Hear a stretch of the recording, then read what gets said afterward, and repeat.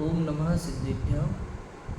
नमो हरिहन्ताणं नमो सिद्धाणं नमो आयर्याणं नमो उवज्झायाणं नमो लोये सव्यसाहुणम्।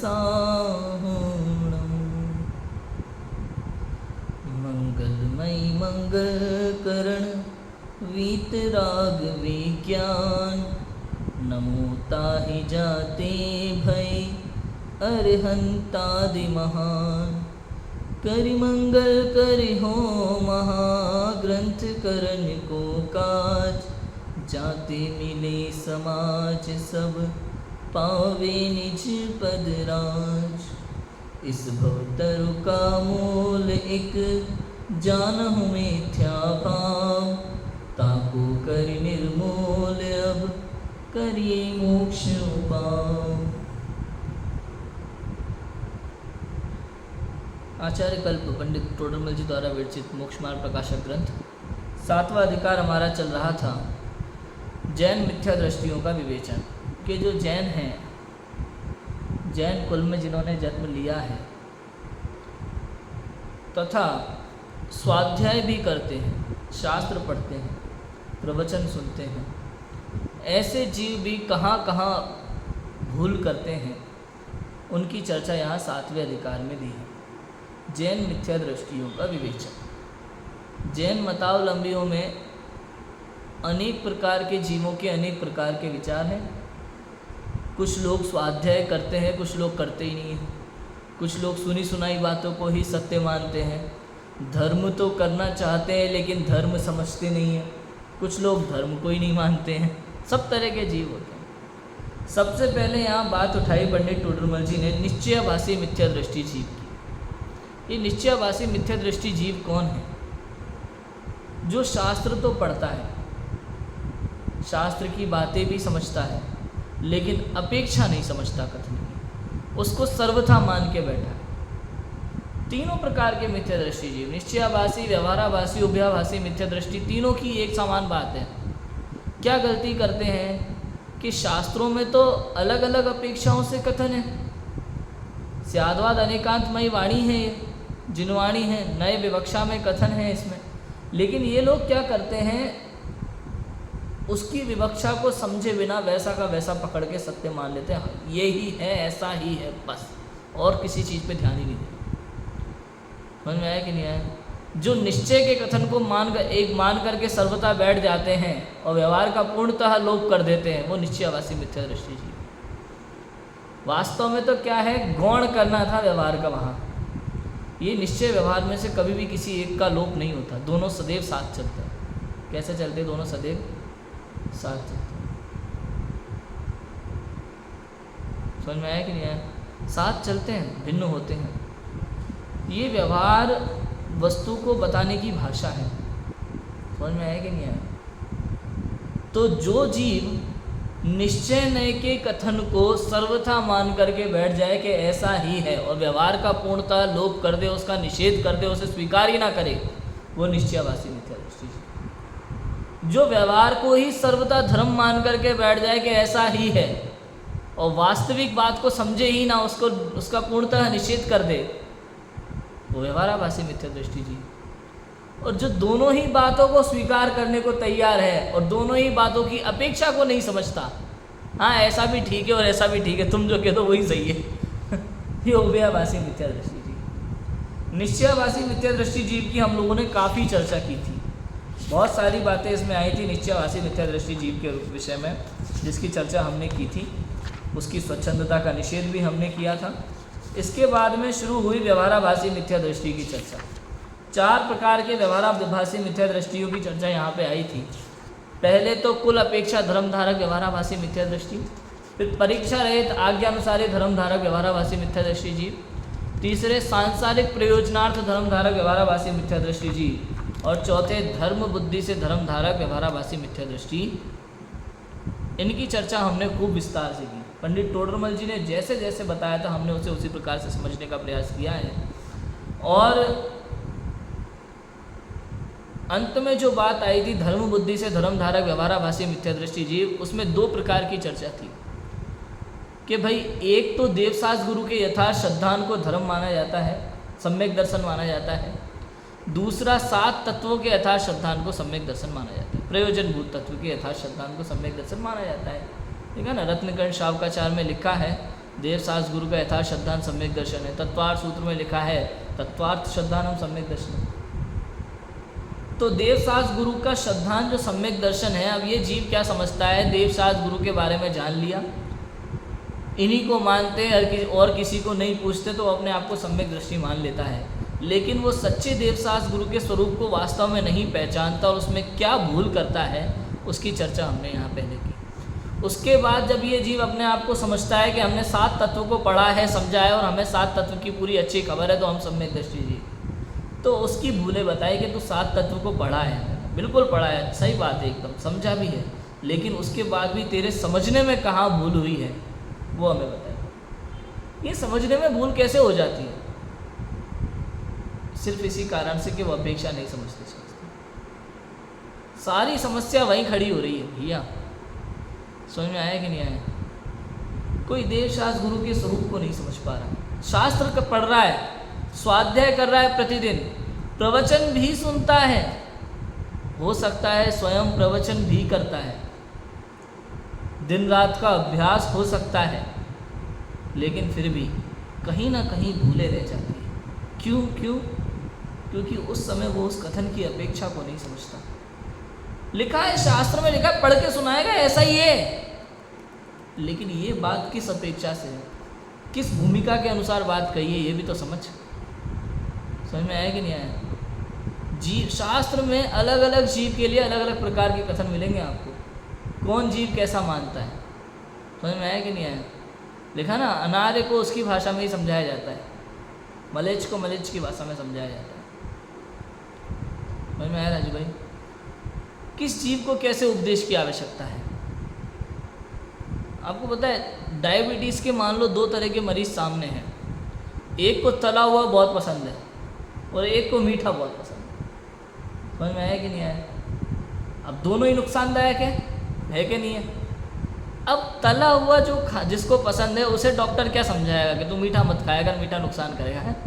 अरे भाई वो मीठा पहले ही नहीं खा रहा तो उसको पसंद क्या है? तला हुआ। तो डॉक्टर जितनी भी बुराई बताएगा ना, वो तले हुए सामान की बताएगा उसको, तो तला हुआ मत खाना। ऐसे ही जो मीठा, उसको वो मीठा खाने का उपदेश नहीं दे रहा है, ध्यान रखना, लेकिन उसको पसंद जो है ना तला हुआ खाना, जिसको मान के बैठा है यही खाना है, उसको छुड़वाने की कोशिश करें। ऐसे ही जो व्यक्ति बहुत मीठा खाना पसंद करता है, भले तला हुआ ना खाए, तो उसको वो मीठा ना खाने का उपदेश देता है, अनेक अलग अलग प्रकार से, अलग अलग उदाहरणों से देगा, उसको मीठा नहीं खाना ऐसा उपदेश देगा। बिल्कुल ऐसे ही होता है। आप किस लाइन में जा रहे हो राजू भाई, फ़र्क इस बात से पड़ता है, समझ में आया कि नहीं है? आपने क्या मान के बैठा है? कोई जीव मान लेता है कि नहीं, क्रियाओं में तो धर्म है ही नहीं भाई, समझ में आया कि नहीं आया? क्रियाओं में बिल्कुल धर्म नहीं होता। आत्म कल्याण करना है ना, वेद विज्ञान की ओर बढ़ना है, ऐसा मान के बैठ जाएगा एकदम, हमें तो आत्म कल्याण की ओर आगे बढ़ना है, हमें तो भेद विज्ञान की ओर आगे बढ़ना है, फिर भले हम रात्रि भोजन करें कोई दिक्कत नहीं है, जमीकंद खाएं कोई दिक्कत नहीं है, दुनिया भर के पाप करें कोई दिक्कत नहीं है, हमारा सम्यक दर्शन नहीं रुकेगा। तो कहते हैं महामिथ्या दृष्टि जी गई है। समझ में आया कि नहीं आया? इसको सम्यक दर्शन की पात्रता नहीं है, और जब तक ये अंदर में अन्य अनित्य पक्ष का त्याग नहीं होगा तब तक सम्यक दर्शन नहीं होगा इसको। समझ में आया कि नहीं आया? तो उसको उस दृष्टि से उपदेश दिया जाता है, केवल उसको चरणानुयोग शैली में उपदेश दिया जाएगा। भाई तुझे इतना तो समझ में आ रहा है कि भाई आत्म कल्याण जरूरी है, भेद विज्ञान जरूरी है मोक्ष मार्ग के लिए, लेकिन तेरी भूल कहाँ है कि तेरी रचना पंच इंद्रियों में लोलुपता। जब तक पंच इंद्रिय के विषयों में लोलुपता है, मतलब तुझे परद्रव्य में सुख नजर आता है, और जब तक तुझे परद्रव्य में सुख नजर आता है तब तक तुझे आत्मा अच्छा लगता नहीं है। तू केवल कोरी बातें कर रहा है आत्म कल्याण की। समझ में आ रहा है कि नहीं आ रहा? तुझे मालूम है, तू जिनवाणी पढ़ रहा है, शास्त्र में लिखा है कि अनंत निगोधिया जीव की इसमें हिंसा होती है, इसमें भविष्य के तुम्हारे माता पिता हो सकते हैं, भविष्य के सिद्ध हो सकते हैं, भूतकाल के तुम्हारे माता पिता हो सकते हैं। इसमें अनंत निगोधिया जीव को तू तल के खा रहा है, तुझे उसमें आनंद आ रहा है, वो तुझसे छोड़ा नहीं जा रहा, ये तेरी रसना इंद्रिय की लोलुपता। समझ में आया कि नहीं? रात्रि भोजन कर रहा है, तुझे पता है रात्रि भोजन में मांस भक्षण का दोष है, समझ में आएगा? फिर भी तुझे उसकी लोलुपता है और फिर तू कह रहा है नहीं मैं तो आत्मकल्याण और वेद विज्ञान की बात करता हूँ भैया। तो कहते हैं तेरी बात झूठी है। क्यों? जिसको परद्रव्य में इतनी लोलुपता है ना, जिसको 5 इंद्रिय के विषयों में इतनी लोलुपता नजर आती है, जिसको परद्रव्य में सुख नजर आता है, उसको आत्मा अच्छा लगता नहीं है। हाँ, अगर तुझे पता नहीं हो तो हो सकता है, जैसे शेर का जीव था, उसे नहीं पता था मांस खाते समय कि वो क्या कर रहा है, उसने कभी पढ़ा नहीं था, लिखा नहीं था, मालूम नहीं था, लेकिन दिगंबर मुनिराज के दर्शन करते ही अंदर में सब परिवर्तन हो गया कि नहीं हो गया, सब त्याग हो गया कि नहीं। मुंह में मांस का टुकड़ा था, कुल्ला करने तक नहीं गया था वो शेर, लेकिन फिर भी सम्यक दर्शन हो गया उसे। निश्चयवासी जीव तो यही समझ के बैठ जाएगा कि मांस खाते खाते भी सम्यक दर्शन हो सकता है। भाई साहब बात को समझो, उदाहरण में क्या कहा है वहाँ पढ़ो। प्रथमान योग में अंदर में उसके पूरा त्याग हो गया था। सम्यक दर्शन के बाद उसने मांस तो छोड़ो, हरे पत्ते तक नहीं खाए थे, सूखे पत्ते खा करके, सम्यक दर्शन के बाद सूखे पत्ते खा करके उसने अपना जीवन जिया था। समझ में आया कि नहीं आया? हम ये नहीं कह रहे कि क्रियाओं से धर्म होता है, लेकिन हम ये कह रहे हैं कि इसके बिना भी नहीं होता। अजी भाई, मैं ये नहीं कह रहा कि कंदमूल का त्याग करने से, रात्रि भोजन का त्याग करने से, नित्य जिनालय जाने से सम्यक दर्शन होता है, ऐसा नहीं है। लेकिन हाँ, अगर आपके जीवन में ये नहीं है तो भी सम्यक दर्शन हो सकता, इससे भी सम्यक दर्शन नहीं होता और इसके बिना भी सम्यक दर्शन, ये बात है। अब कुछ व्यवहारावासी मिथ्या दृष्टि जीव कैसे होंगे? वो कहेंगे भैया भगवान सब चीज़ों का करता है, हम तो जैन है ना, पहली बात तो कुल अपेक्षा वाले, हम तो जैन है, धर्मात्मा लोग होते हैं हम जैन। तो कुछ लोग ऐसा मानते हैं कि जैन है तो सम्यक दृष्टि है, सब ऐसा नहीं है कि नहीं? कुछ लोग वहाँ हम डेली मंदिर जाएंगे, पूजा पाठ करेंगे, यज्ञ करेंगे, हवन करेंगे, शांति धारा सब करेंगे, उसके बाद हम सम्यक दृष्टि, हमारा मोक्ष मार्ग ऐसे खुलेगा। तो कहते हैं ऐसा नहीं है। उनको फिर आत्मकल्याण की अपेक्षा से बात सिखाई जाएगी। जहाँ जीव को जैसा उपदेश देने योग्य है वहाँ वैसा उपदेश दिया जाता है। समझ में आया? सामने कौन बैठा है उस अपेक्षा से उपदेश है।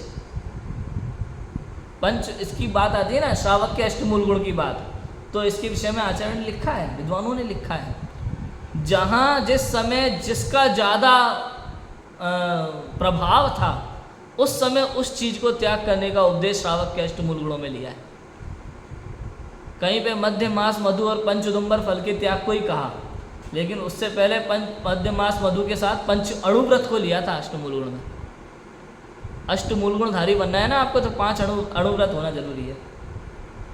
समझ में आया कि नहीं आया? तो ऐसा है। कहीं पे आप समय के अनुसार जिस आचार्य के सामने ज़्यादा जिस चीज़ का पाप का प्रभाव होता है, वो अपने शास्त्रों में उसी को छुड़ाने का ज़्यादा उपदेश दिया करते हैं और उसी से संबंधी उदाहरण दिया करते हैं। तो ऐसा होता है। समझ में आ रहा है कि नहीं आ रहा बात को? अब ये क्या करता है, अज्ञानी जीव अपेक्षा नहीं समझता, अड़ जाता है अपनी बात पे। नहीं, ऐसा ही है।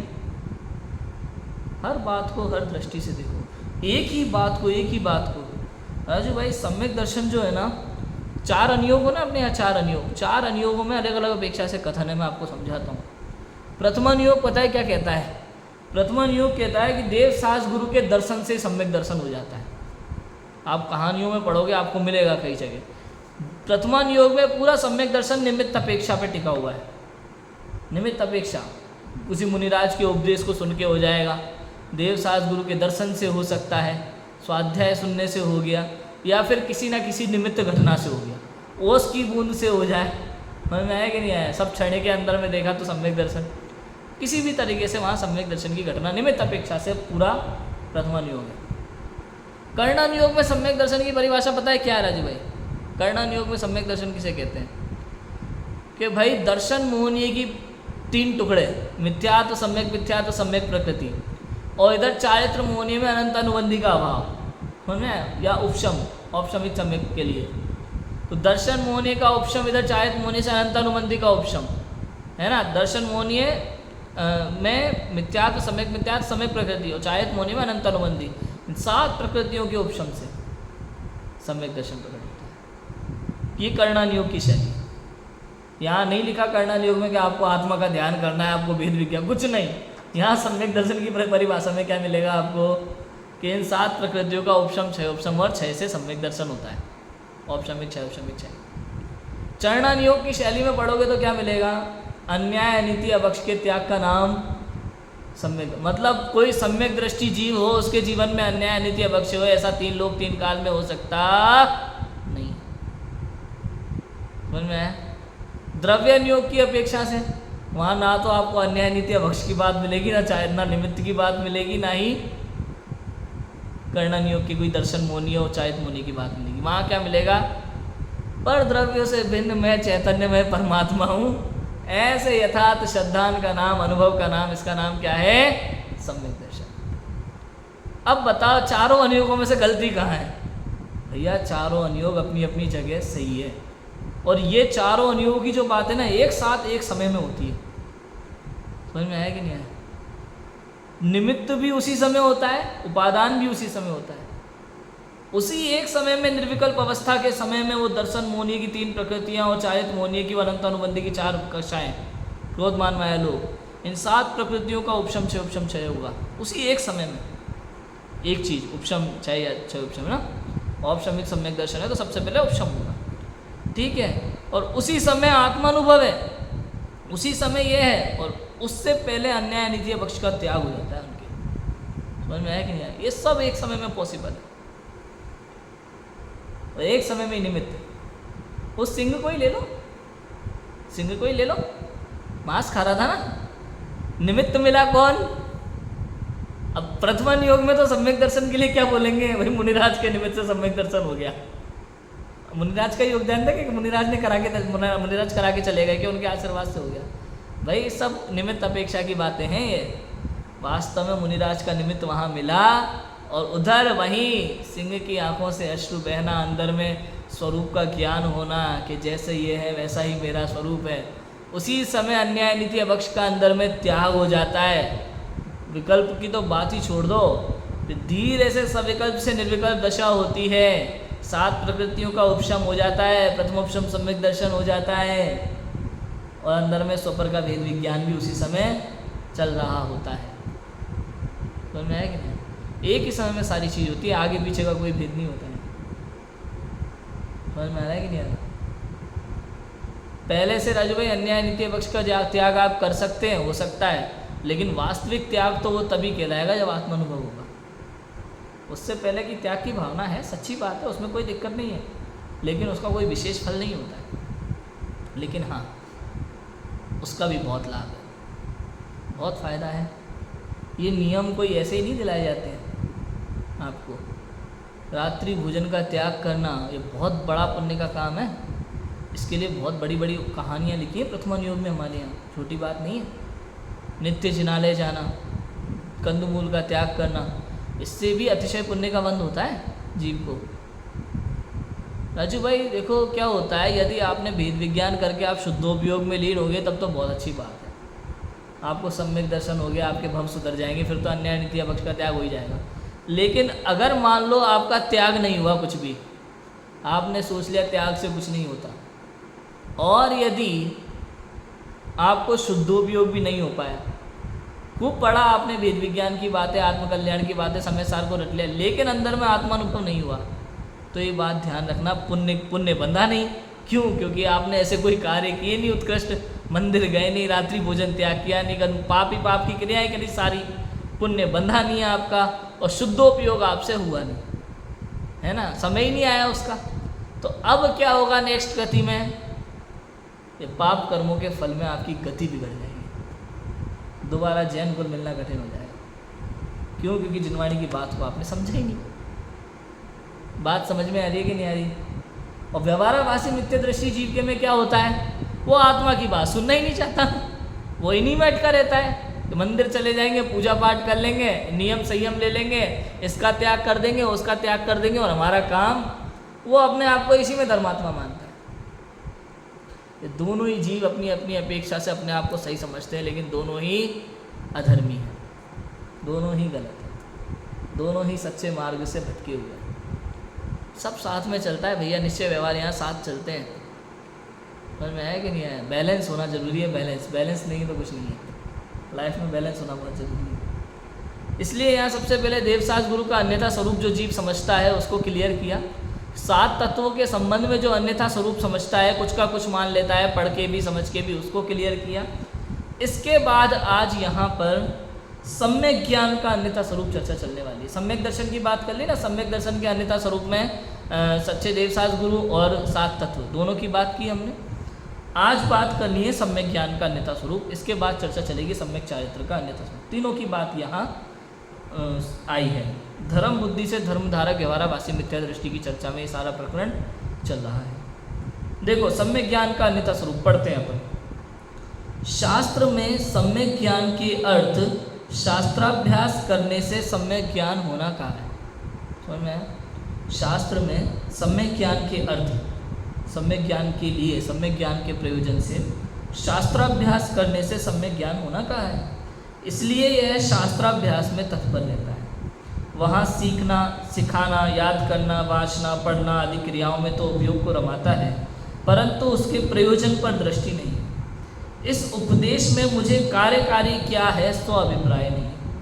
स्वयं शास्त्राभ्यास करके औरों को संबोधन देने का अभिप्राय रखता है और बहुत से जीव उपदेश माने वहाँ संतुष्ट होता है, परंतु ज्ञानाभ्यास तो अपने लिए किया जाता है और अवसर पाकर पर का भी भला होता हो तो पर का भी भला करे, तथा कोई उपदेश ना सुने तो मत सुनो, स्वयं क्यों विषाद करे, शास्त्रार्थ का भाव जानकर अपना भला कर। देखो शास्त्रों में क्या लिखा होता है, सम्यक ज्ञान के अर्थ शास्त्राभ्यास करने से सम्यक ज्ञान होना का है। मतलब सब जगह यही मिलेगा। हमने तो बार बार यही उपदेश दिया ना, स्वाध्याय करो। सम्यक दर्शन ज्ञान चारित्र के लिए आपको क्या करना पड़ेगा? सबसे पहले स्वाध्याय ही एकमात्र उपाय है, ज्ञान ही सर्व समाधान कारक है। तो भाई शास्त्रों में लिखा सम्यक ज्ञान के लिए, भाई सम्यक ज्ञान चाहिए ना आपको, सम्यक ज्ञान माने सही ज्ञान, तो आपको क्या करना चाहिए? शास्त्र का अभ्यास करना चाहिए, स्वाध्याय करना चाहिए। ठीक है। अब ये जीव शास्त्राभ्यास में तत्पर हो जाता है, शास्त्र स्वाध्याय पढ़ने लगता है, करने लगता है। अब वहाँ क्या करता है फिर? शास्त्र पढ़ते समय सीखना, सिखाना, याद करना। बहुतों को छेड़ाला, तत्वार, सूत, भक्तामर, स्तोत्र रटे पड़े रहते हैं, गाथाएं रटी पड़ी रहती है, टीकाएँ याद हो जाती है ग्रंथों की, भाव वासा नहीं होता, समझ में नहीं आता कुछ, रट लेते हैं। कईयों को देखा है मैंने, पूरी छेड़ाला सुना देंगे फटाफट आपको, कहीं से भी कोई भी छंद, तत्वार सूत्र सुना देंगे, भक्तामर स्तोत्र सुना देंगे, भाव नहीं पता, सही अर्थ नहीं पता होता। सीखना, सिखाना, याद करना, वाचना, पढ़ना आदि क्रियाओं में उपयोग कर्म आता है। वो पढ़ता ही, उसका अभिप्राय नहीं समझता पढ़ने के लिए, कभी याद करने के लिए पढ़ता है। मान लो कंठपाठ प्रतियोगिता है तो 100 का नोट मिलेगा और है कि नहीं है। दूसरा, अरे पता है मैं सम्मान होगा, शानदार आती है ना प्रतियोगिता है दुनिया भर की, first prize, second prize, third prize. अब बताओ, तो वहाँ उसका अभिप्राय कुछ और ही होता है शास्त्र पढ़ते समय। ये नहीं कह रहा कि गलत है, गलत कुछ नहीं है। कभी कभी ऐसा होता है, भले लालच के लिए स्वाध्याय करने, लेकिन स्वाध्याय करते करते अभिप्राय बदल जाता है, तो ऐसा भी होता है, तो उसमें कोई दिक्कत नहीं है। लेकिन यहाँ तो उस जीव की बात चल रही है जिसका अभिप्राय अभी लौकिक है। सीखना, सिखाना, याद करना, वाचना, पढ़ना आदि क्रियाओं में उपयोग को लगाता है, परंतु उसके प्रयोजन पर दृष्टि नहीं। प्रयोजन तो था आत्मकल्याण, प्रयोजन तो था आत्मज्ञान, लेकिन वो शास्त्र ज्ञान में ही महंतता समझता है, आत्मज्ञान को जानता नहीं, आत्मज्ञान उसे होता नहीं। इस उपदेश में मुझे कार्यकारी क्या है सो अभिप्राय नहीं है, स्वयं शास्त्राभ्यास करके औरों को संबोधन देने का अभिप्राय रखता है। कई बार तो शास्त्र पढ़ता है इसलिए कि दूसरे को सुना सके, दूसरे विद्वानों के, बड़े विद्वानों के प्रवचन इसलिए सुनता है कि अपन और अच्छे से दूसरों को सुना सकें। होता है कि नहीं? हम भी करते हैं, समझ में आया कि नहीं? लेकिन अभिप्राय में क्या है बात? वहाँ बात ये नहीं है कि नहीं पढ़ो, नहीं सुनो, सब होता है, या दूसरों को नहीं सुनाओ। मेन बात यह है कि आयोजन में प्रयोजन को नहीं भूलना। यदि आप केवल इसीलिए करते हैं तो आप गलत हैं। लेकिन हाँ, आप आत्म कल्याण के लिए स्वाध्याय करते हैं, अपनी रुचि से करते हैं, अपने लिए करते हैं, साथ में दूसरों को भी सुनाते हैं, तो कोई दिक्कत नहीं है। लेकिन आपने, आपका अपना मेन प्रयोजन ही दूसरों को सुनाना बना रखा है, अपने लिए आपको मतलब ही नहीं है, आपको उस बात पे श्रद्धा ही नहीं है, तो वो गलत है। समझ में आया? ऐसा औरों को संबोधन देने का अभिप्राय रखता है और बहुत से जीव उपदेश माने वहाँ संतुष्ट होता है, परंतु ज्ञानाभ्यास तो अपने लिए किया जाता है, अवसर पाकर पर का भला हो तो पर का भला करे, कोई उपदेश सुनो मत सुनो उसका विश्वास क्यों करे। उपदेश देना चाहता है, अब बहुत सारे लोग तो उसका उपदेश सुन करके खुश होते, प्रसन्न होते, तारीफ करते हैं, वाह क्या आवाज़ है आपकी, क्या शैली है प्रवचन करने की, बड़ा आनंद आ गया। आपके प्रवचन सुनते ही हमें आनंद आ जाता है, आपके द्वारा हमें धर्म की रुचि लग गई, इसमें खुश हो जाता है। समझ में आया कि नहीं आया। और कोई यदि उपदेश नहीं सुने तो विषाद करता है, दुखी होता है, हमारा उपदेश कोई कैसे नहीं सुनता है, कोई हमारी बात ही नहीं मानता, तो दुखी होने लगता है। तो कहते हैं शास्त्रार्थ का भाव जानकर अपना भला करना, कोई सुने तो ठीक, नहीं सुने तो ठीक, उससे अपने को हर्ष विषाद होना नहीं चाहिए। हर्ष विषाद के चक्कर में मत पड़ना, आत्म कल्याण की भावना से पढ़ना और आत्म कल्याण की भावना से ही पढ़ाना। पढ़ना और पढ़ाना, ये अपने जितने भी विद्यालय खुले हैं, स्मारक, कोटा, बांसवाड़ा, ये बाकी सब विद्यालय, ये सब विद्यालयों में भी धार्मिक पढ़ाई का एकमात्र आधार आत्म कल्याण ही होना चाहिए। सब जगह जो भी है, जैन दर्शन की पढ़ाई जहाँ होती है, मंदिर के कार्य जहाँ होते हैं, मंदिर में जो कुछ भी होता है, लौकिक दृष्टि उसमें जरा सी भी नहीं होना चाहिए। वास्तव में प्रत्येक कार्य के पीछे उद्देश्य क्या होता है, होना चाहिए आत्मकल्याण। क्यों क्यों क्यों?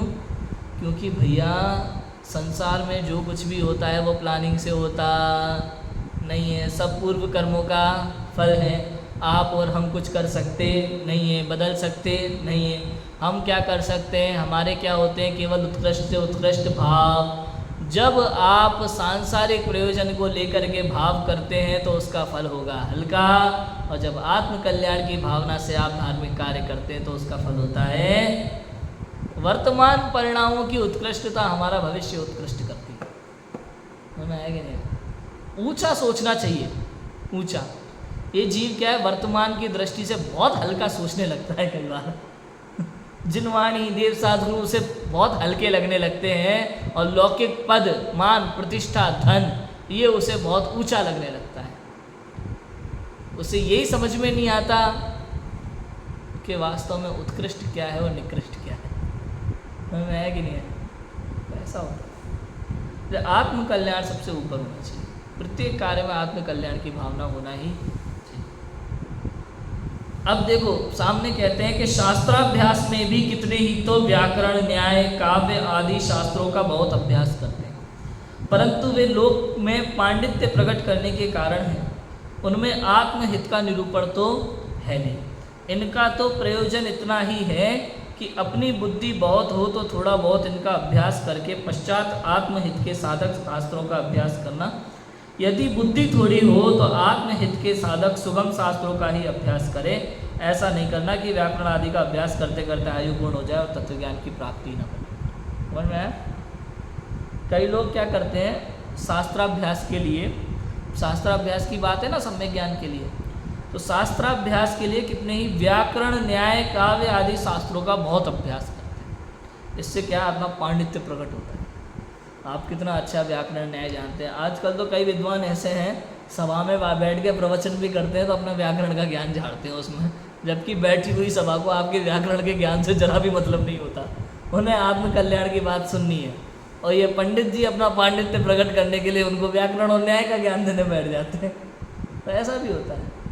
तो इससे आपका पांडित्य प्रकट होता है, इससे पता चलता है ना तो आपको अपने आत्म कल्याण का विचार है, ना ही पर जीवों के आत्म कल्याण की भावना है। आपको केवल अपना पांडित्य प्रकट करने की भावना है, और लोगों को भी बिठा के इसीलिए रखा है आपने कि वो जाने कि आप कितने बड़े महापंडित हैं। समझ में आया कि नहीं आया? आत्म कल्याण का निरूपण है ही नहीं उनमें।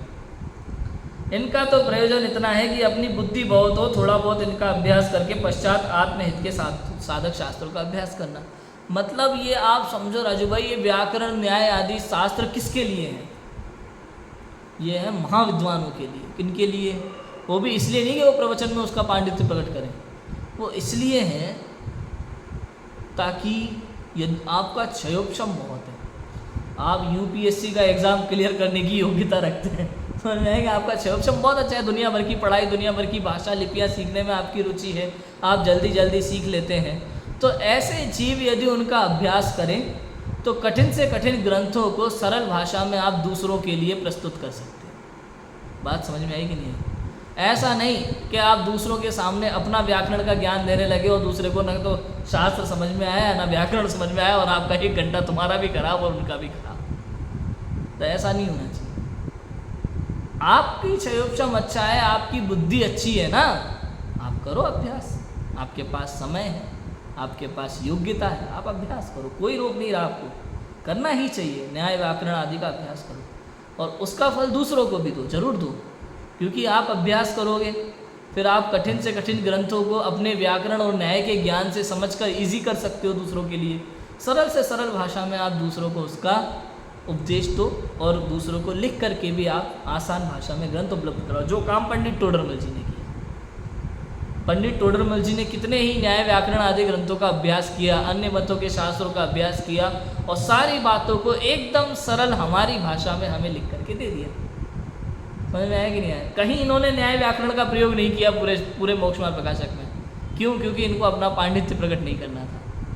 इन्होंने पूरा अभ्यास किया, न्याय व्याकरण सब कुछ अभ्यास करने के बाद एकदम सरल लैंग्वेज में, सरल भाषा में हमको अर्थ करके दे दिया, ताकि हम आसानी से पढ़ सके, हमें उनकी तरह दुनिया भर की मेहनत करने की ज़रूरत नहीं। ऐसा है, ये होती है विद्वानों की निशानी, ये होता है विद्वानों का समर्पण। समझ में आया? विद्वानों का लक्षण ये है। समझ में आया कि नहीं आया? यदि बुद्धि थोड़ी हो तो आत्महित के साधक सुगम शास्त्रों का ही अभ्यास करें। ऐसा नहीं करना कि व्याकरण आदि का अभ्यास करते करते आयु पूर्ण हो जाए और तत्व ज्ञान की प्राप्ति ना हो। भाई यदि आपका क्षयोपशम बहुत हल्का है, आपको जल्दी जल्दी भूल जाते हैं, आपको याद नहीं रहता है, तो कोई नहीं कह रहा आप दुनिया भर की चीज़ें याद करो। आप केवल मूल बातें समझो, आत्मकल्याण की बात को समझो, सरल से सरल ग्रंथ जो है उसे उठाओ, उसे पढ़ो और समझो।